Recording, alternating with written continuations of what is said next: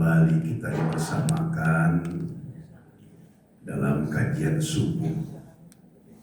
Kalau kelompok saudara kita lain suka ngatain ini yang namanya bid'ah. Karena dulu zaman Nabi nggak pernah tuh Nabi ngadain kuliah subuh. Habis sholat subuh udah duduk diam zikir nunggu suruh. Suruh selesai sambung duha mulai kembali kepada aktivitas masing-masing. Tetapi kita ingat dalam surah Al-Hasyr ayat 7. Wa ma atakum rasul fa'tu bihi wa ma nahakum fahdharan. Apa yang dikerjakan Nabi lakukan. Apa yang ditinggalkan Nabi tinggalkan. Apa yang dilarang tinggalkan. Ayatnya tidak bunyi apa yang tidak dikerjakan Nabi tinggalkan. Jadi satu ayat ini itu sudah mewakili semua permasalahan antara kelompok di antara sesama muslim. Kalau dibilang-bilang juga seperti doa khotmil Quran. Nabi nggak pernah ngerjain. Tapi di Mekah setiap akhir bulan Ramadan dibacakan doa khotmil Quran. Contoh lagi, kiswah. Siapa yang nyuruh? Ayat nggak ada, hadis nggak ada. Ayat yang direct, mubasyarah langsung tolong Ka'bah pasangkan kiswah nggak ada. Tapi mereka lakukan. Meskipun mereka dalilnya min sya'airillah, dalam rangka untuk mensyiarkan dan menghormati rumahnya Allah. Tapi ayat directnya nggak ada. Mereka lakukan. Maka saling menghormatilah dalam perbedaan. Baik, tema kita pagi ini 4 senjata muslim. Ya. Bapak Ibu yang dirahmati Allah, 4 ini kenapa saya tulis sebagai senjata? Karena 4-4-nya ini tidak boleh dilakukan secara terpisah. Tidak boleh dilakukan satu-satu bergantian. Tidak boleh dilakukan milih salah satunya. Nggak boleh pisah, nggak boleh gantian, atau milih salah satu atau 2, 3 dari 4. Harus bareng. Ketika kita ingin hajat dan cita-cita kita diwujudkan oleh Allah Subhanahu wa ta'ala. Pertama, mengokohkan nilai tauhid, keyakinan tanpa tetapi. Catat dulu Pak, saya udah nyatat sebelum nanti share aja sama Pak Taufik. Ya, 4 senjata muslim. Yakin kepada Allah tanpa tetapi. Karena kita sering ngomong, terutama ibu-ibu di Jerman. Saya mah yakin Ustaz, tapi Pak, nah ini penyakit nih. Ada nggak yang ngomong gitu? Assalamualaikum. Masih hidup. Yakin Ustaz, tapi kan, ini sebenarnya penyakit. Persis seperti kalimat, ya namanya juga manusiawi, itu pelemahan diri Pak. Ya, ayatnya kita baca tadi, la yukallifullahu nafsan illa wus'aha. Kalau sudah datang sebuah musibah kepada manusia, maka yakinkan Allah sudah memberi izin. Ma asaba min musibatin illa bi'iznillah. Wa may yu'min billah yahdi qalbah. Itu sudah garansi dari Allah. Ketika ada musibah datang kepada kita, yakinkan ini Allah tahu, nggak mungkin nyolong sendiri. Termasuk kalau kita ingin hidup ini sukses, pergunakanlah fase di mana Rasulullah memulai berdakwah. Kenapa Nabi 10 tahun di kota Madinah mampu berhasil mengajarkan semua syariat agama? mampu mencetak 124.000 santri yang santrinya adalah berkarakter Arab keras, mampu mencetak sebanyak 12.000 sahabat. Gak ada manusia yang sahabatnya sampai sebanyak itu, Pak. Sahabat kita paling berapa? 5 itu juga berantem mulu. Bener gak? Iya, tarbaikan, tarmarah, tarbaikan, marah. Rasulullah 12.000 sahabat. Pesantren mana, kiai mana yang dalam kurun waktu 10 tahun mampu nyetak santri 120.000 ke atas? Nggak ada dalam sejarah. Kecuali Rasulullah SAW. 10 tahun mampu mencetak, mengajarkan sholat, puasa, zakat, haji, berumah tangga, bertetangga, berniaga, sampai bernegara dan berpolitik. Jawabannya cuma satu. Karena Rasulullah sukses menanamkan nilai tauhid selama 13 tahun di kota Mekah. Nah, ini sebuah catatan. Kalau kita hidup ingin diberikan kelancaran dipenuhi hajat-hajat kita, maka kokohkan nilai tauhid. Tidak boleh lagi ada keraguan. Kenapa begitu? Karena rezeki, jodoh, nasib, mati ini lahirnya bareng, Pak. Kapan?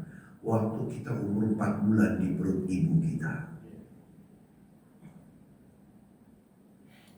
Fayanfukhur ruh, Allah tiupkan ruh, kemudian hiduplah bayi yang ada di janin, bayi atau janin yang ada di pada perut bunda. Setelah hidup, Allah buat kontrak, alastu birabbikum, bukankah aku ini Tuhan kalian? Semua bayi di bumi menjawab, qalu bala syahidna. Benar, kami mengakui engkau adalah Tuhan kami. Baru Allah turunkan jodoh, rezeki, nasib, mati. 4 hal ini lahirnya bareng. Kita sangat yakin dengan kepastian datangnya kematian. Kenapa tidak adil? Kok tidak yakin dengan kepastian datangnya rezeki? Padahal lahirnya bersama-sama. Yakinkan Allah mampu, Pak. Bagaimana tidak? Allah mampu menciptakan 7 lapis langit. Dalam kitab Tafsir Ad-Durrul Mansur disebutkan, fi Tafsir Maksur, ciptakan langit pertama dari awan, langit kedua dari besi, langit ketiga dari marmer, langit keempat dari perunggu, langit kelima dari perak, langit keenam dari emas, langit ketujuh dari intan, mutiara, yakut merah. Di atasnya lautan cahaya, planet, segala macam tergabung dalam galaksi Bima Sakti, jumlahnya miliaran, tergabung dalam galaksi Andromeda, itu lautan cahaya. Malaikat penjaganya namanya malaikat Maitorus. Ada ulama menyebutkan dalam sebuah kitabnya bahwa langit pertama berada di dalam langit kedua ada di dalam langit ketiga, dan seterusnya. Jarak antara langit pertama sampai langit kedua 500 tahun perjalanan dunia. Jadi Allah mampu menciptakan 8 gerbang surga, 7 gerbang neraka. Allah mampu menciptakan arsy yang dipanggul oleh seorang malaikat, namanya malaikat Hamalatul Arsy. Malaikat Hamalatul Arsy itu memiliki 70 wajah. Setiap wajah ada 70 pasang mata, 70 pasang telinga, ya 70 pasang mulut. Malaikat penjaga gunung yang Muqarrab, malaikat Jabal Qaf. Ada lagi malaikat yang bertugas menjaga setiap satu huruf Quran, ada 10. Ada lagi malaikat yang mengawal setiap satu tetesan air hujan. Berapa juta kubik sekali turun hujan, itulah makanya kalau hujan baca Allahumma shayban nafi'an. Dan semua malaikat itu ada lagi malaikat paling besar, Pak. Namanya malaikat Ar-Ruh. Sebesar apa malaikat itu? Tadi yang malaikat saya sebutkan, ya banyaknya luar biasa. Kalau malaikat Ar-Ruh itu buka mulut, semua malaikat tadi masuk ke dalam mulutnya. Allah sangat mampu. Apalagi memenuhi sebuah hajat hidup kita, bagi Allah sangat kecil. Kitanya yang menolak kebesaran Allah. Kalau yang kecil-kecil saya mampu, Ustaz. Kalau yang gede ntar dulu, ini masalah. Kalau buat pergi ke Bali saya mampu, Ustaz. Kalau umroh ntar dulu, ini masalah. Karena yang kecil dan yang besar Allahnya maha mampu. Kita sering mengecilkan kebesaran Allah sebab otak kecil di balik kepala kita. Oleh karenanya kalau minta kepada Allah itu dengan keyakinan tanpa tetapi. Saya suka buat artikel atau jurnal atau makalah, yakin tanpa tetapi, karena itu adalah penyakitnya orang Indonesia. Ibu yakin gak? Yakin sih Ustaz. Udah kumpulin, nanti semua berangkat. Ya saya mah yakin Ustaz, tapi kan aing nih. Ngaku apa ngaku, Bu? Nah, yang dirubah adalah pola pikir. Ya. Kita kan kalau pengen apa-apa, nakar sama saldo di kantong. Padahal nggak ada urusannya, Pak. Ya. Kalau pengen aja, udah pengen. Nggak nunggu duit, kelamaan. Saya Ustaz kalau punya uang, ntar saya beli anu. Lama, Pak. Uang, ntar saya beli rumah, beli mobil, lama. Kenapa nggak langsung minta aja rumahnya? Kenapa nggak langsung minta mobilnya? Kenapa harus tunggu uang? Ini buat Allah cemburu. Ya. Saya di awal berangkat mau umroh itu nabung, nyari kliknya Allah. Ketika klik ketemu lah, ternyata diberangkatkan bukan dari Jakarta, diberangkatkan dari Kepri, Batam. Karena saya ada pengajian bulanan dulu, zaman masih muda ya. Sekarang udah tua. Jadi bulanan saya ngajar tuh di Lamongan, Pak. Bulanan, pengajar rutin saya tuh bulanan. Ini dekat. Terus bulanan ada di Batam. Jadi dulu belum ada pesawat tuh ke Bintan, belum ada pesawat ke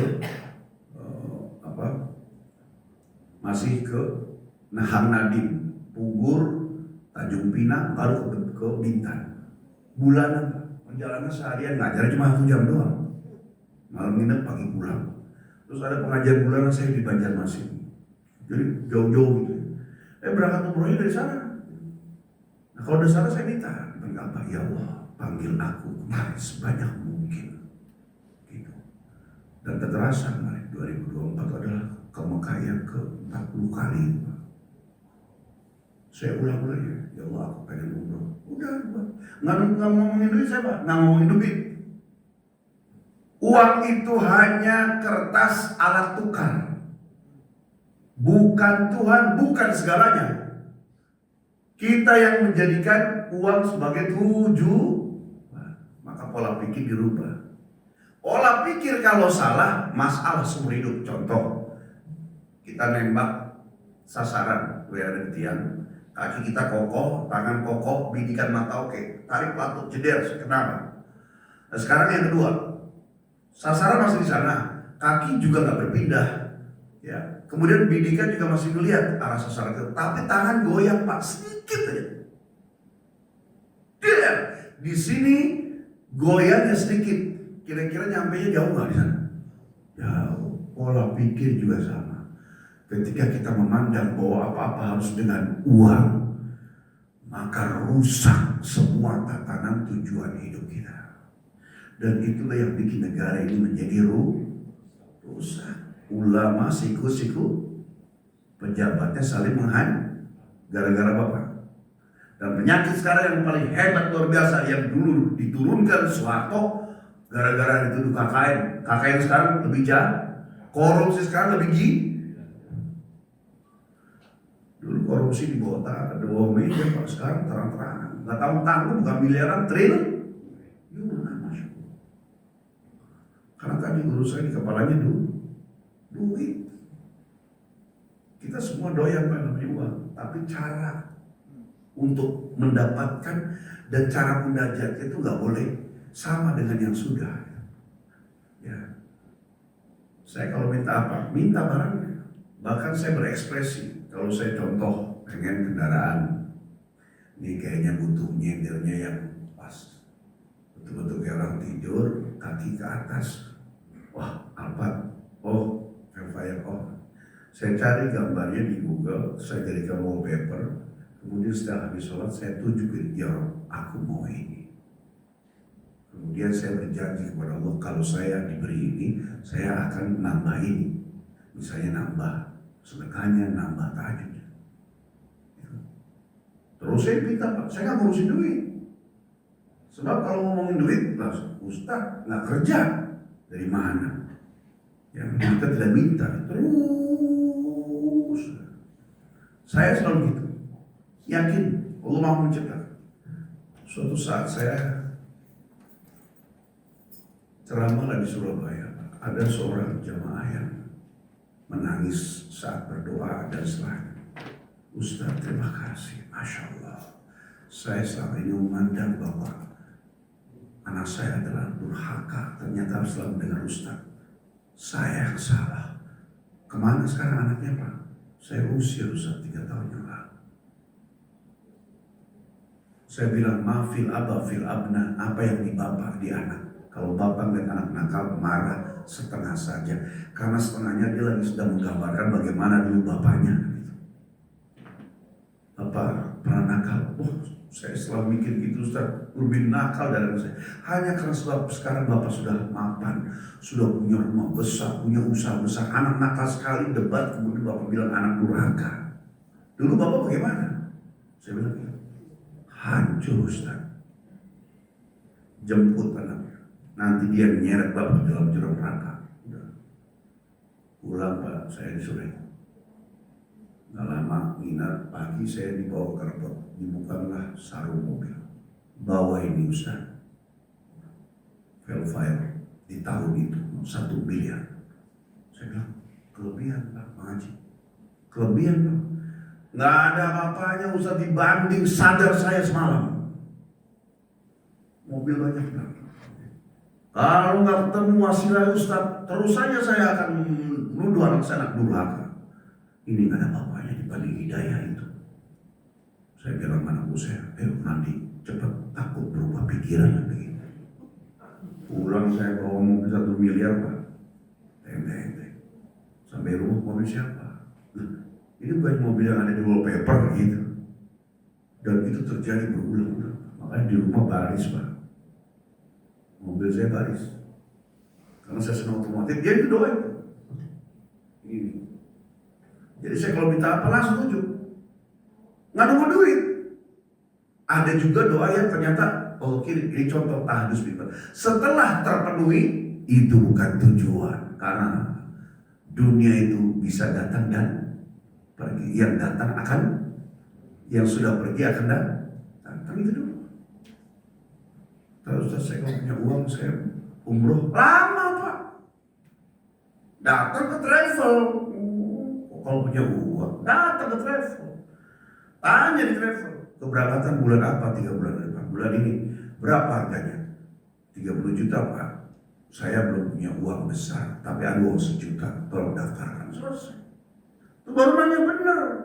Ibu-ibu pengen umroh, pengen, udah niat, udah setor belum? Dusta. Kalau pengen setor 1 juta. Nanti doa ya Allah, ada orang lagi setor lagi 2 juta. Nggak ada travel yang nolak. Nggak boleh Bu, minimal 10 juta bayarnya. Nggak ada, 1 juta diterima.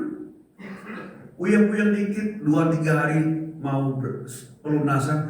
Aduh kemana, wajar. Begitulah cara Allah mainin hati kita gitu. Setor dulu, setor. Nanti doa ya Allah gitu. Begitu. Kan umroh itu tiap tahun Pak. Haji sekali. Kita umroh nunggu duit. Nunggu uang itu gimana ceritanya Pak? Saya aneh sama orang Indonesia ini. Umroh nunggu uang. Umroh itu ya kebutuhan kita. Setor tiap, ya Allah, aku tiap tahun mau berangkat. Setor ke travel. Nanti urusan lunas gimana nanti? Karena kita butuh. Kalau usia kita baru 15 tahun, 20 tahun, mesti di rumah ini. Tapi buat kita di atas 40 Pak, rasanya gak cukup masjid ini. Kita harus datang ke rumahnya. Duitnya dari mana? Kenapa kita terbatas? Karena tadi kita membatasi kebesaran Allah. Bentar saya nunggu duit lama. Karena banyak keajaibannya. Kenapa nunggu duit? Coba perhatiin. Ini pola pikir yang harus kita benahi. Mau bangun rumah, mau umroh, mau mobil, mau tanah, apapun Allah Maha Kaya. Yang pertama, yakin. Yang kedua, doa selesai sholat. Jangan putus. Karena itu setiap habis sholat, Allah setiap melihat kita sholat, maka dia panggil malaikatnya. Saksikan si fulan sedang menghadapku. Dengarkan doanya setelah dia bersujud. Jadi itu malaikat mendengarkan. Assalamualaikum, salam doa. Ya Allah. Doa yang tadi diulang Pak. Yang subuh, zuhur, asar, terus. Jadi doa itu bukan masalah tentang banyak hafal doa, bukan. Doa itu bicara tentang diulang. Karena syarat doa itu satu, paham, kedua, yakin, ketiga diulang. Subuh minta supaya Allah panggil dalam ibadah haji. Zuhur minta lagi, asar minta lagi, maghrib minta lagi, isya terus Pak. Kalau ternyata ada kebutuhan lain, tambahin, jangan ganti. Persis kayak istri kita, Pak, pagi-pagi beliin tas dong, udah rusak, buat kondangan, buat beli apa kemana lah gitu. Iya, zuhur kerja, Pak udah sholat, udah, jangan lupa makan, iya mah, Pak jangan lupa ya, apa? Yang tadi pagi, minta Bapak tas, nanti pulang pas malam tidur, jangan lupa Pak alarm, bangun tahajud, iya, cek jam 3, jam setengah 4, jangan lupa ya, apaan sih? Yang tadi pagi, tas, 4 hari aja begitu, istri kita, suami meriang. Tapi hari ke-6 dia apain? Nih, beli sana. Kenapa dikasih? Karena mintanya benar. Pagi minta tas, siang telepon jangan tas, baju aja Pak, robek. Malam mau tidur, Pak, kayaknya sepatu kayaknya nih. Sepatu, iya sepatu. Besok ganti lagi Pak. Jangan sepatu nih Pak. Itu beli ini aja, kerudungan. Cuma 2 hari aja kita marah Pak. Mama sebenarnya pengen apa gitu loh. Sama subuh doa, zuhur doa, dengan doa sama dikasih. Subuh doanya tentang hafal doa. Jangan takut tidak ada teman-teman. Anak perhatiin ente dari muda doa ente begitu aja. Jangan gengsi Pak. Selama belum dikabul, hajar terus. Satu, orang tua. Kedua, doa anak. Robbana hablana atau Habibna Soleh. Ketiga, Robbana hablana buat istri. Keempat, buat kita. Robbana zolamna anfusana. Setelah itu, Bapak isi tuh. Allah al-keselamatan fid din wa afiatan fil jasad. 10 itu isinya ada. Setelah itu Bapak tambah Allah Rasulullah SAW. Terserah. Ya. Sesuai dengan kebutuhan, tapi jangan berubah. Ditambah boleh, diganti jangan. Karena Allah sedang menegesin permintaan yang tadi. Jadi sekarang dulu, perhatikan, subuh mintanya ini malaikat, sekarang mintanya coba apa? Ternyata sama. Oh terus, berapa lama? 3 bulan. Mikail, bulan keempat siapkan. Sebulan, 2 bulan sama. Bulan ketiga, minggu keempat ganti. Kata Allah, kok ganti?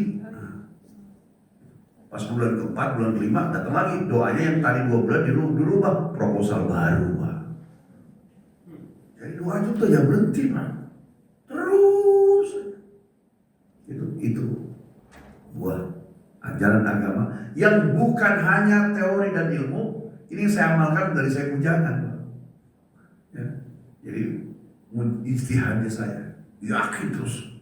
Saya masih bujangan sudah urus anak yatim. Sambil kontrak urus anak yatim, sampai dibilang gila, Ustaz muda gila itu. Daripada tiap bulan jutaan mendingan kontrak atau beli rumah KPR. Ngapain ngurus anak yatim tuh? Jutaan itu tiap minggu itu. Terus saja. Ada klik. Sampai ketika sudah mulai dibuka, buah semua. Saya lihat, maka 4 senjata muslim tema kita ini. Inilah yang saya amalkan dari bujangan. Ketika Pak Taufik bilang, temanya apa maunya? Maksudnya Ustaz, saya rangkai. Pertama, yakin tanpa tetapi. Dan dari dulu tidak pernah berubah keyakinan ini.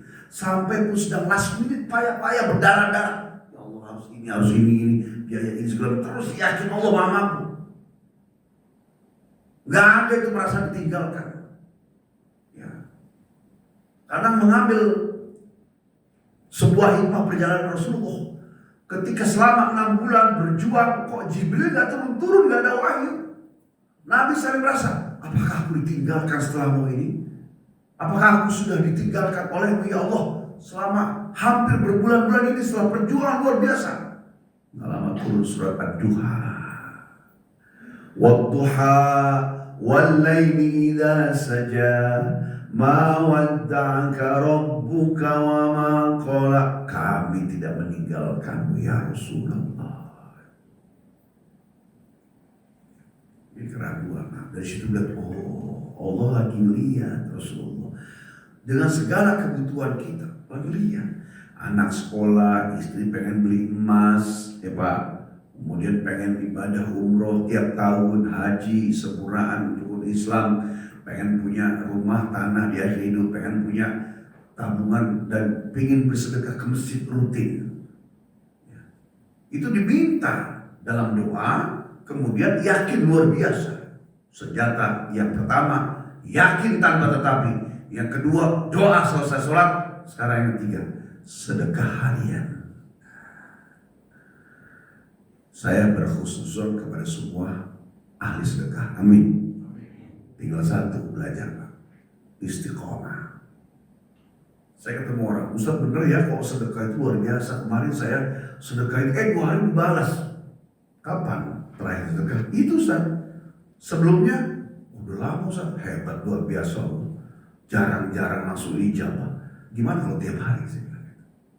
Tapi gak ada uang Ustaz. Berapa mampunya? Saya mengajari jamaah itu dimulai dari angka terkecil, sehari 2.000. Karena yang mahal itu bukan angka 2.000-nya Pak. Yang mahal adalah ikatan seorang hamba dengan Tuhannya. Ketika dia sedekah, sebelum hartanya dipakai untuk urusan rumah tangganya, dia keluarkan entah ke masjid, anak lewat, nak, sini nak, 2.000 rupiah itu. Yang mahal adalah nanti juga Allah ganti. Itu yang mahal. Kalau bicara tentang ikhlas dong, jangan berharap, itu urus pembahasan lain. Yang mahal adalah sodako. As-sodako itu ya sodako imana. Sedekah dasar utamanya adalah membenarkan imannya. Kemudian merasa bahwa Allah itu menatap dan akan memberi gantinya. Dengan fadilah-fadilah macam-macam. Ya, mana nakosot sodakotun min malin. Tidaklah sedekah mengurangi harta. Ya, uang sesungguhnya adalah uang sedekah, itu banyak sudah fadilahnya. Tapi cara pandang nih, bahwa sedekah itu adalah yang paling mahal bukan uangnya. Sedekah itu yang mahal, sedekah harian adalah mengakui Allah akan terus menatap. Itu yang mahal. Jadi setiap jam 6, jam 7 keluar sedekah. Sebelum hartanya dipakai. Dimulai dari 2.000, 4 bulan enak, naik 5.000. Ya 1 tahun enak, naik 7.000. Jangan sampai mati 5.000, goceng terus. Naik terus gitu. Dan itu saya lakukan dari bujangan Pak. Sehingga wajar kalau misalnya zaman dulu, Ustaz enak amat ya kata ya. Pengen apa tinggal ya itu. Latihannya udah puluhan tahun. Dan ketika tercapai bukan tujuan itu. Karena tadi konsekuensi fitrah harta itu datang dan pergi. Tapi latihan di situ jadi lihat, oh saya pengen ini kasih. Ada yang nggak dikasih? Oh, mungkin Allah nggak cocok lihat saya tuh pakai itu. Tapi terus kasih, berkhususun terus, yakin, kemudian doa terus diminta, ya sedekah tiap hari. Sedekah kita kan Jumat doang, memang Jumat. Sedekah Jumat itu bukan jelek, itu kan syiar, tarbiyah. Tapi yang afdol itu sedekah tiap hari. Dan sahabat bersama Rasulullah itu tahabu wa tahadu. Enggak, sudah ngebahas sedekah lagi. Bahkan Rasulullah itu sudah mengajarkan saling mencintailah di antara kalian dan salinglah kalian berbagi hadiah. Jadi zaman dulu itu, zaman Rasulullah, Masya Allah, sorban itu indah sekali. Nggak pakai uang, langsung dibuka, langsung kasih. Nah, Saya habis ngajar itu ditantangin sama jamaah. Ustaz sorbanya bagus. Bapak kalau mau datang ke rumah. Ya, kalau memang mau sorban ke rumah, mau dongeng di situ bos. Habis diajarin gitu langsung minta sorban saya, Pak. Menguji. Ya. Saling berbagi hadiah Rasulullah. Dan itu sedekah harian. Sedekah. Ada yang dikasih di dunia, ada yang dikasih di akhirat balasannya. Orang di luar Islam langsung dibalas di dunia. Karena Allah tidak mau ada urusan lagi di akhirat, tinggal sikat. Tapi seorang muslim dan mukmin itu bisa di dunia sebagai DP persekot, ya, supaya iman manusia terjaga dengan ucapan Nabi dalam urusan sedekah, ucapan dalam Quran dalam urusan lipat ganda sedekah, al-afar mutu'afar, tapi aslinya nanti di akhirat. Tapi sedekah hari itu harus dilakukan setiap saat. Karena Rasulullah selalu bersedekah setiap saat. Ada yang nanya, Ustaz, gaya Rasulullah miskin. Ya, inilah yang sering kita dengarkan. Rasulullah bagaimana miskin, Pak? Setiap janda perang ditinggal mati. Mas kawinnya, Pak, 100 ekor unta. Kemudian uang 100 dinar. 1 ekor unta 50 juta. 105 miliar. 1 dinar 2,5 juta. Kali 100 2,5 miliar. Suaminya mati pada perang, istrinya yang nikahi. Mas kawinnya 7,5 miliar. Di mana miskinnya? Rasulullah kaya, Pak.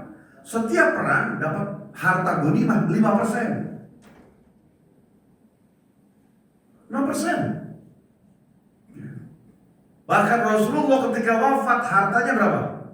1,2 triliun yang dia sedekahkan. Jadi miskin di mana? Bukan. Semua sahabat tuh kaya. Gayanya yang sederhana. Nabi punya doa dan tidak ada yang ngamalin dari umatnya. Apa doanya Nabi? Ya Allah, jadikan aku orang miskin. Bangunkan dan bangkitkan aku di padang mahsyar bersama orang miskin. Dan kumpulkan aku di surga nanti bersama orang miskin. Kenapa Nabi doanya begitu, Pak? Karena Nabi kaya. Kalau kita yang doa, ya Allah jadikan aku orang miskin, apa kata malaikat? Udah, gak usah doa lu, udah. Jadi Nabi itu kaya, Pak. Kalau setiap perang 19 peperangan Rasulullah dipimpin sendiri yang dimenangkan oleh pasukan kaum muslimin. Orang dulu perang bawa harta ghanimah, bawa harta itu, baju perangnya, kuda, senjata, emas, bekal, karena mereka bertenda tuh 2-4 bulan. Jadi kalau menang itu dirampas semua, itu namanya ghanimah, harta rampasan perang. Nabi jatahnya 5%. Berapa puluh miliar sekali dapat yang Nabi letakkan. Tapi dia tidak mengajari Siti Fatimah. Siti Fatimah tentang bapaknya itu presiden, gak gampang butuh. Ya aku minta, gak pernah. Jadi bicara itu Khulafaur Rasyidin semuanya ekonomik, orang kaya semua. Kalau sedekah gila. Berapa kau berbagi Abu Bakar? Aku sepertiga hartaku. Berapa kau wahai Umar? Setengah hartaku. Berapa kau Utsman? Semua hartaku. Begitu. Kalau kita gimana mau nyumbang musik orang dapur saya bocor, Ustaz? Cara mikirnya udah salah. Sumbang masjid, dapur beres begitu. Bagaimana saya ngurus orang saya susah? Justru kita kan susah selamanya itu. Kalau ini.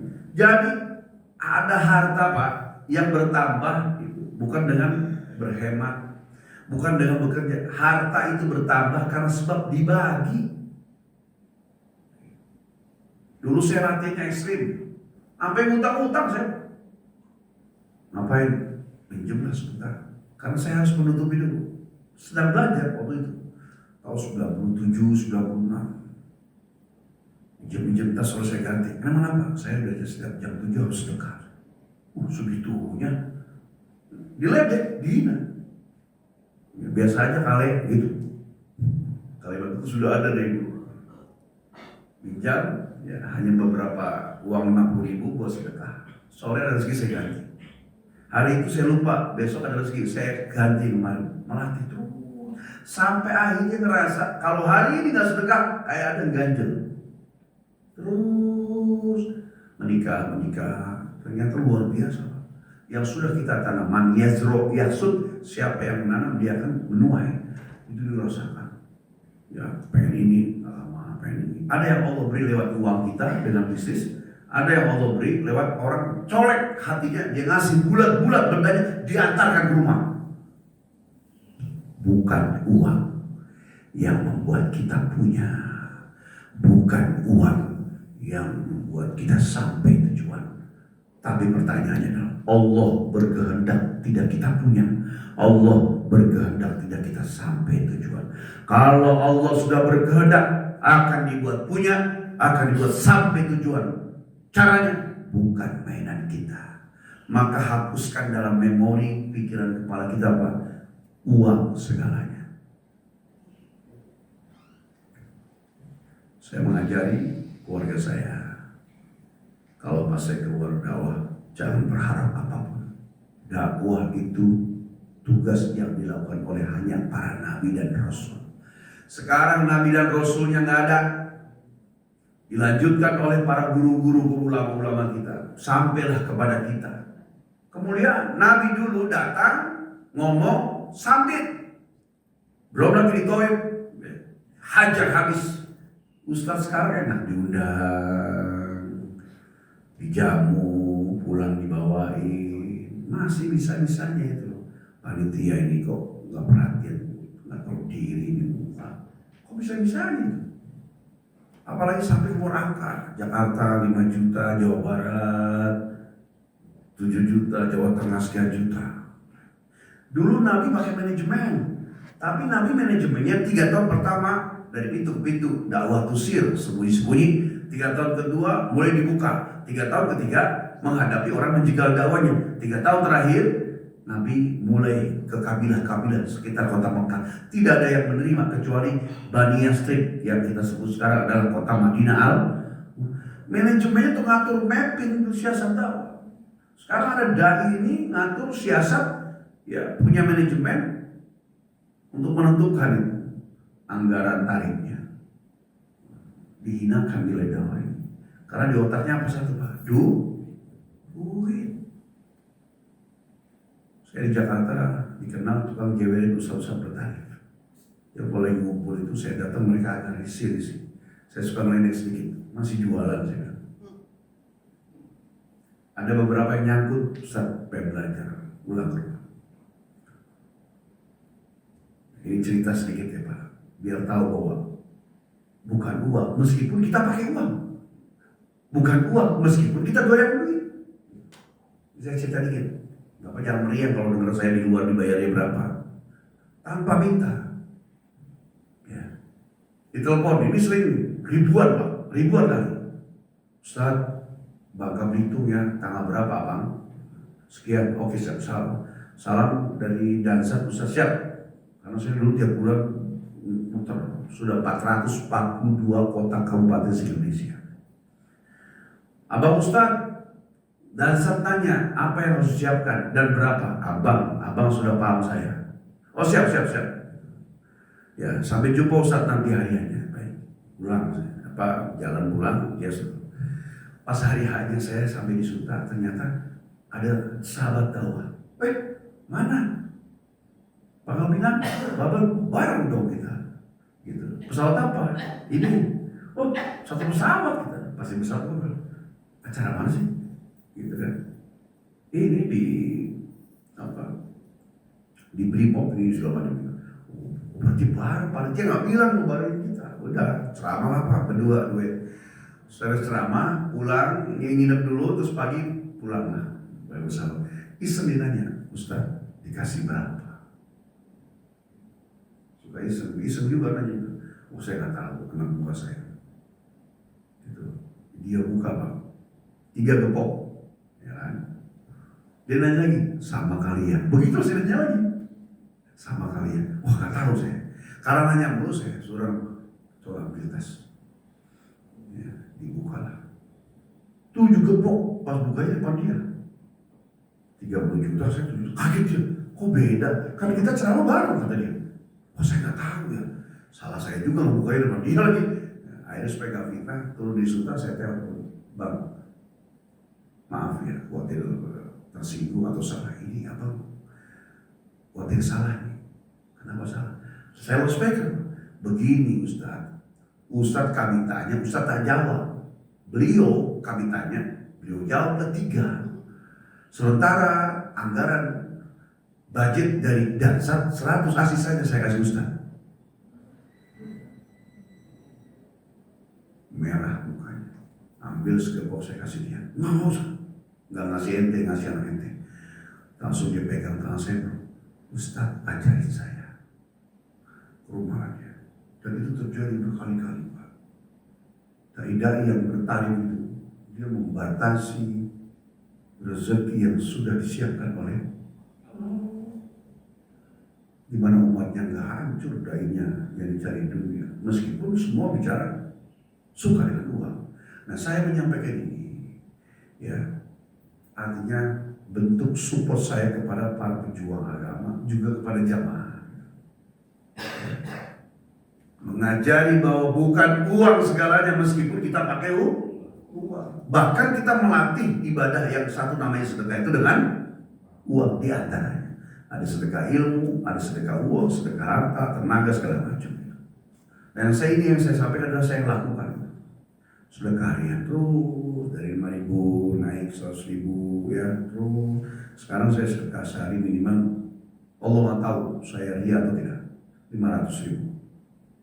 Kalau malam saya keluarkan, bapak main ke rumah saya pagi-pagi kita jatah itu 100. Di luar jatah wartawan semua. Jatah wartawan ada tiap hari wartawan ke rumah Pak. Saya kasih. Sahabat saya bertanya, dari mana uang? Saya tidak tahu dapatnya dari mana. Yang saya tahu banget pengeluaran saya berapa. Begitulah. Ketika melakukan keyakinan kepada Allah dengan tanpa tetapi. Kedua, terus minta dalam sholat. Subuh, zuhur, asar, maghrib, isya, Senin, Selasa, seminggu, 2 minggu, sebulan, terus gak berhenti. Aura-aura, tarik pancing dengan sedekah. Ya. Mancing ikan dengan mancing ikan dengan ikan. Pelet ikan bukan? Pelet ikan Pak. Mancing ikan dengan ikan. Mancing uang dengan dan orang yang bersedekah setiap hari hatinya akan lembut. Dia tidak akan jahat. Bagaimana bisa jahat? Orang aja uangnya kasih orang. Bagaimana mau jahat uangnya kasih orang? Saya sering ngajar gitu, akhirnya saya diuji juga sama Allah. Bisnis ini nggak lama diambil, Masya Allah. Ujian saya juga ada Pak, jangan dikira nggak ada ujiannya. Ya, 11 orang yang bawa uang ke sini. Kalau dipolisikan suratnya ada, kwitansi ada, perjanjian ada, MOU ada, syarat ya. Lihat, ada urusan piutang, baik yang hutang nggak balik segala macam banyak pemilihan. Ya sudah ini caranya Allah. Terus saja, nggak berhenti sedekah dari dulu sampai sekarang harian. Keempat, jangan pernah berhenti bergerak. Inna fil harokati barokatan. Sesungguhnya dalam bergerak itu ada keberkahan.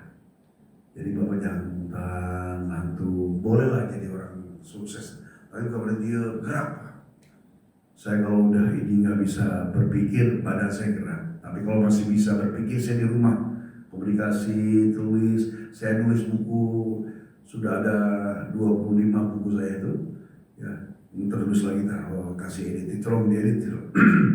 Apa aja? Karena kok ini nggak mikir, nggak bisa mikir ya gitu. Tapi juga nggak ada acara di luar saya. Nah, gua saya ambil kunci mobil, mana?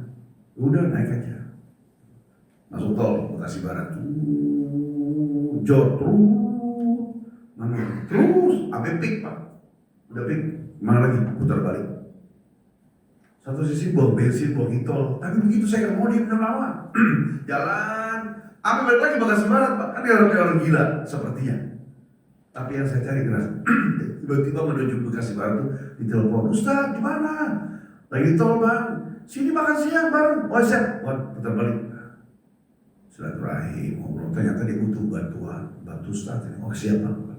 Jadi gerak itu terus Pak. 4 ini dari saya bujangan tidak saya tinggal. Jadi sekarang dunia mengikuti. Tugas saya sekarang adalah ngajar pengabdian akademik di kampus, kemudian juga mengabdi pengabdian di masyarakat. Sesekali nongkrong bersama para dai-dai, artis, pelawak, sudah indah ya Pak. Tinggal jalan. Saya takut kalau terlalu banyak karunia, cuma satu doang yang belum pulang.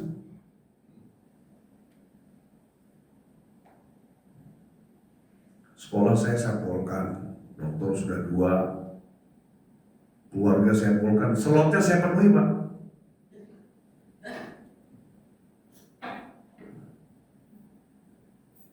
Biar ibu tahu, ibu benci nggak apa-apa. Saya tinggal lulus dulu, istri saya sudah 4. Jangan meriang ya Pak.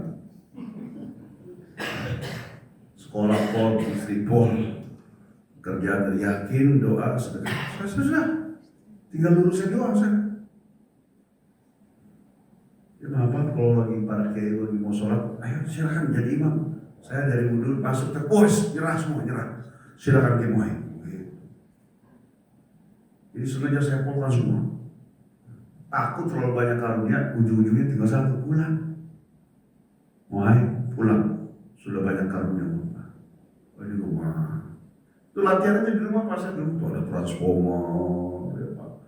Ada Pajero, ada HRV, ada BRV, ada Palisade. Ini saya biarin, Bapak biarin. Ini saya, kenapa saya kasih contoh ini biar Bapak panas dan mulai mengamalkan. Emang saya beli? Enggak. Ada audisi Pak, ada 8 mobil saya. Apa ada uang? Enggak. Gue kasih tanah, rumah. Oh begitu, ternyata bola salju. Makanya, karena saya gitu, ngajar di musola, udah ada yang minta, Kapolri, Pak Tito minta, tolong ini Kapolri, maaf nggak bisa Bang, saya ada jadwal. Jadwal di mana itu? Musola kasih orang aja. Ini Pak Kapolri, nah, maaf nggak bisa Bang. Dibimbing, nanti siapa sih? Gubernur, saya ngisi di SDIT, Sekolah Dasar Islam terpadu. Lagi bangun lagi, yang undang teman lagi, kan ketahuan tuh, segitu. Minta gubernur dari Gorontalo, Ustaz, dibimbing sekian, maaf nggak bisa. Sebentar aja Ustaz, pengen ada muhasabah mazikir, ada sedangdung religi, nggak bisa, saya kasih kabar. Ini bener nih, kasih saya, iya berangkat. Pas belum, Masya Allah, kayak dikasih sekian, Alhamdulillah. Minta nomor rekening, nggak usah segede. Oh itu, jangan takut ya. Dengan rezeki itu. Ya. Rezeki sudah ditentuin oleh Allah. Kenapa orang itu mati? Udah habis jatah rezekinya. Kenapa bapak-bapak ibu-ibu masih hidup? Masih ada jatah rezekinya. Maka jangan jangan jangan kor, jangan kick, jangan butut, kasir. Bal yazdat, orang bersedekah bertambah. Jadi yang saya sampaikan ke Bapak ini adalah praktek saya. Coba berbagi, mudah-mudahan ada yang cocok sama Bapak Ibu. Ada orang yakin tapi nggak doa, lama. Ada orang doa nggak yakin, makin lama. Ada orang yakin kemudian dia berdoa tapi nggak sedekah, lama. Ada orang yakin doa sedekah nggak gerak, lama juga. Tapi dia yakin setiap saat doa selesai sholat, sedekah setiap hari dan terus bergerak. Yang 10 tahun jadi setahun, yang setahun jadi sebulan, yang sebulan jadi seminggu, yang seminggu jadi sehari, yang sehari jadi 1 jam. Kita bisa menghemat waktu. Saya di usia 37 udah settle semua.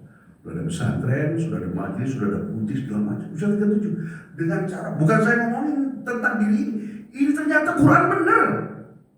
Melakukan hal ini. Jadi saya di usia muda tuh sudah praktek. Oh berarti Quran benar.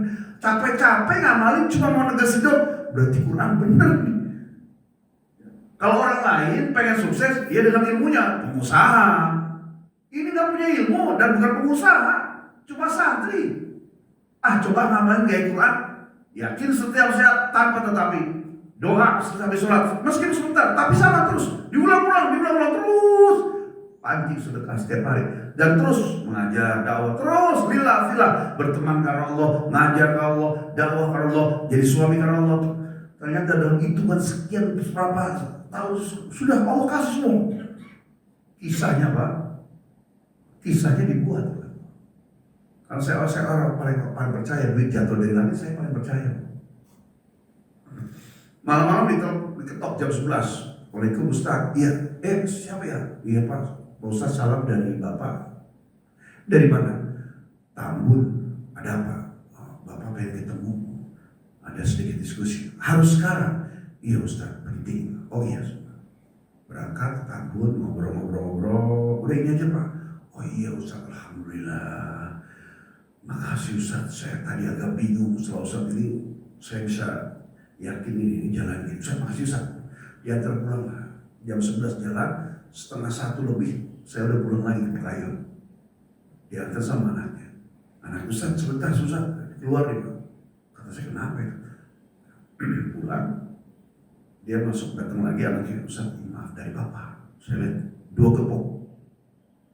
Saya kasih duit jatuh dari langit. Isi saya jawab, gimana mau jatuh dari langit? Ketahuan Abi keluar jam 11 terus pulang ke rumah orang dan sini bawa. Iya duit jatuh dari langit. Maksudnya gimana?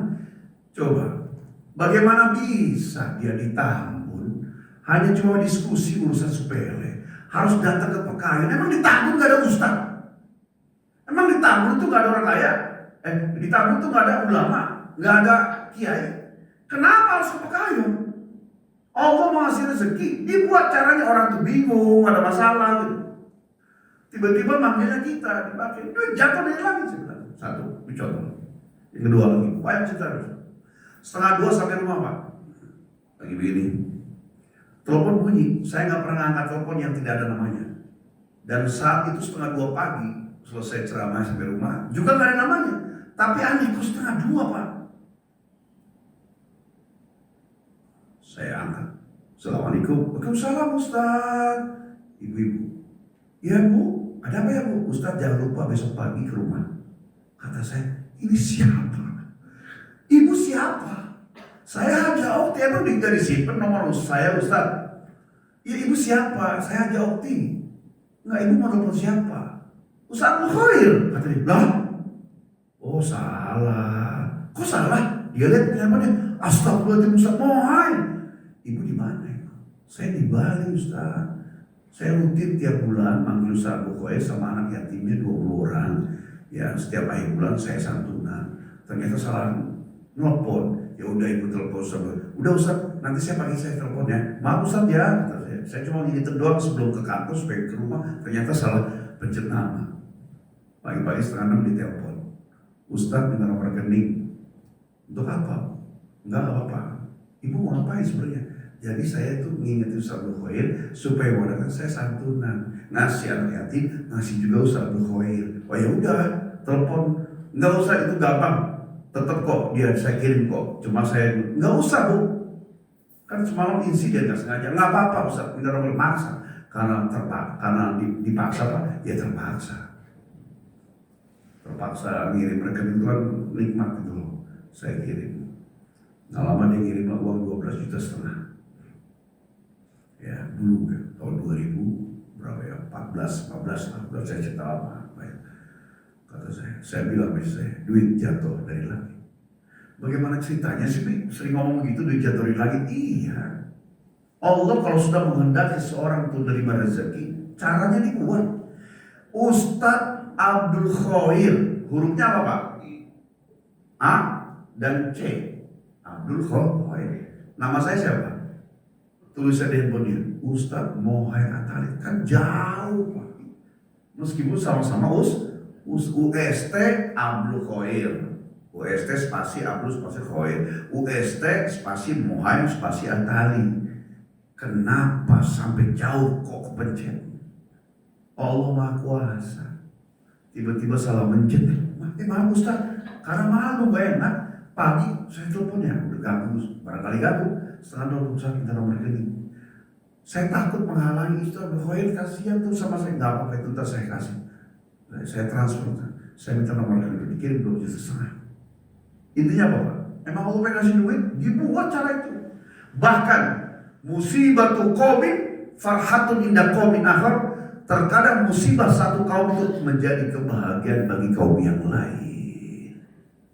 Doa kita tabrakan sama doanya dokter. Doanya kita pengen sehat, doanya dokter. Makanya kuat-kuatan doa. Doanya dokter berbeda dengan doanya tukang gali kubur. Kuat-kuatan doa. Kadang kita suka aneh lihat orang tukang gali kubur nggak sholat, aneh Pak. Tiap hari mendem orang kok nggak sembahyang. Tapi kita lebih ngeri, ada tukang gali kubur soleh, ahli duha, ahli suruh, ahli tahajud, ahli sedekah, akhlaknya baik. Hati-hati Pak. Kita udah doa, ya Allah panjangkan umur jamaahku ya Allah, panjangkan umur umatku ya Allah. Ternyata ada lebih soleh tukang gali kubur, sekalian katakan, ya Allah turunkan rezekimu. Mati 5 orang di situ. Benar apa benar? Memang tukang gali kubur rezeki dari mana? Dari orang mati. Musibah satu kaum jadi kebahagiaan. Ada satu perusahaan yang cakup bangkrut, udah mau PHK, udah likuidasi perusahaannya, nggak lama kopi. Pemerintah ngasih kerjaan sama perusahaan garmen ini 170.000 APD, dibayar kontak 82 miliar. Naik lagi Pak. Telkomsel 4 bulan online pas Covid, omset naik 10,4 triliun. XL 7,3 triliun. Indosat 6,7 triliun. 4 bulan online sekolah. Bapak tahu kan? Kuota meledak Pak. Jadi doa kita waktu 4 bulan 5 bulan Covid tabrakan sama doanya orang-orang Telkomsel. Lanjut terus Covid lanjut. Kita yang di rumah, ya Allah, mana WFH, mana susah, selaman kayak orang stroke segini semua. Gitu. Jadi memang itu rezeki. Jadi ya rezekinya dokter dari orang sakit, itu juga dari kubur, dari orang mati. Kalau ada orang sakit di tempat saya, usah minta air, bismillah insya Allah sehat. Kalau datang ke dokter kasih syarat, kontrol lagi Pak sekali Pak, minum obat bagus Bapak sehat. Tapi habis semua itu.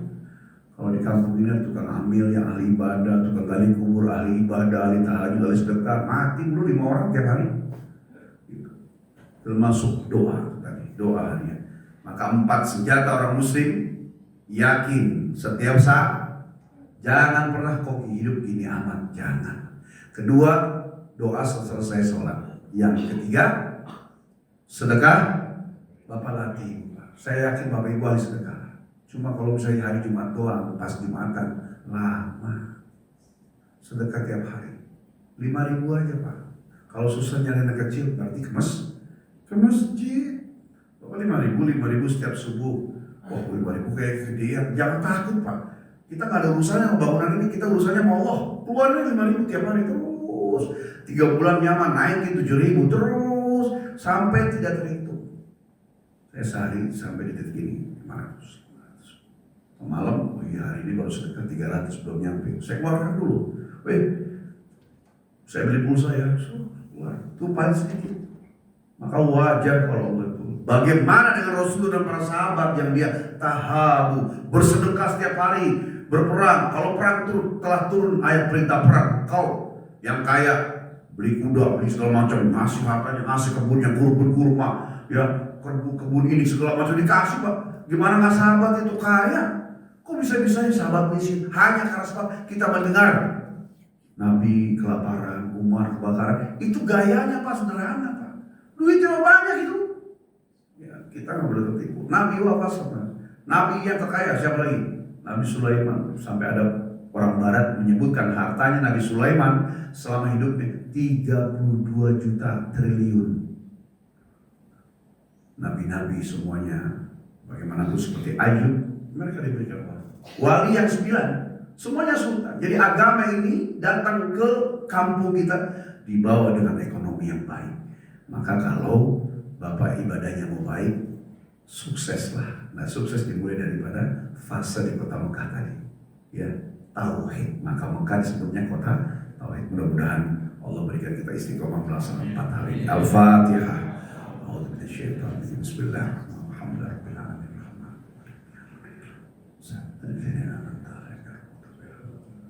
Saya dilanjutkan doa, insya Allah Bapak bisa langsung sholat. Yang saya sampaikan cerita Allah tahu kebeningan hati ini sekedar untuk tarbiyah, juga untuk tasjid, motivasi bapak-bapak. Jangan pernah melakukan Allah. Yang saya ceritakan tentang uang, kendaraan segala macam hanya bagian motivasi. Semuanya bisa datang dan pergi. Assalamualaikum warahmatullahi wabarakatuh.